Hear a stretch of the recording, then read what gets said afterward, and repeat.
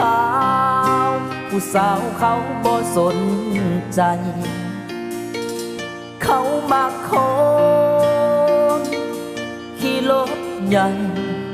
เปิดเพลงดังๆแอร์เย็นๆใส่เกือบคอนเบอร์นุ่งทรงขาดขาสร้างว่าอยู่ใกล้แล้วเมน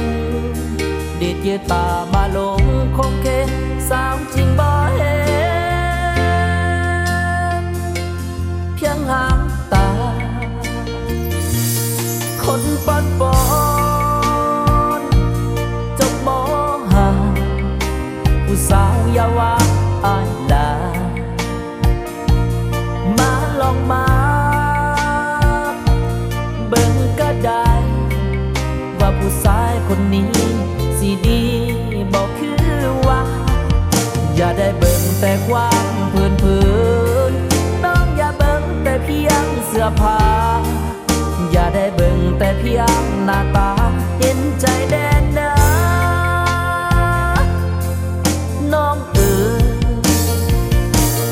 คนดีหน้าตาก็ดีแต่คนเบาดีจิตใจอาจสวงน้องเศร้าอย่าได้เมามัวอย่าไปรวมตัวน้ำคนเงินหลายมาเถิดนะคนนี้และจะบ่มีคำว่าเสียใจจะให้เป็นยอดทิ้งกลางใจให้เป็นนางฟ้าในวงเราคนติดดินกินเหล้าขาวบ่เคยผิดกับผู้ใดบ่เคยโลเลเป็นคนล้างใจหักไผหักมันเด้อสาจึงเขียนบทเพลงนี้จากว่าพี่มักเหล้าขาวน้องนึงอย่าฟังคำบังคนกินเหล้าขาวก็เป็นคนดี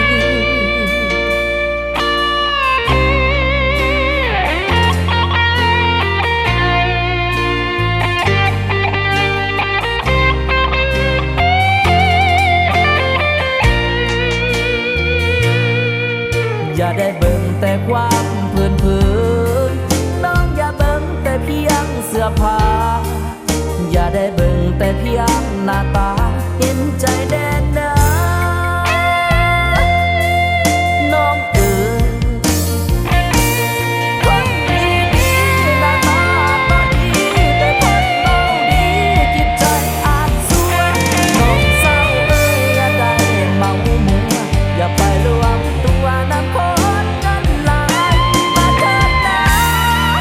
คนนี้และจะบ่มีคำว่าเสียใจจะให้เป็นยอดทิ้งกลางใจให้เป็นนางฟ้าในวงเรา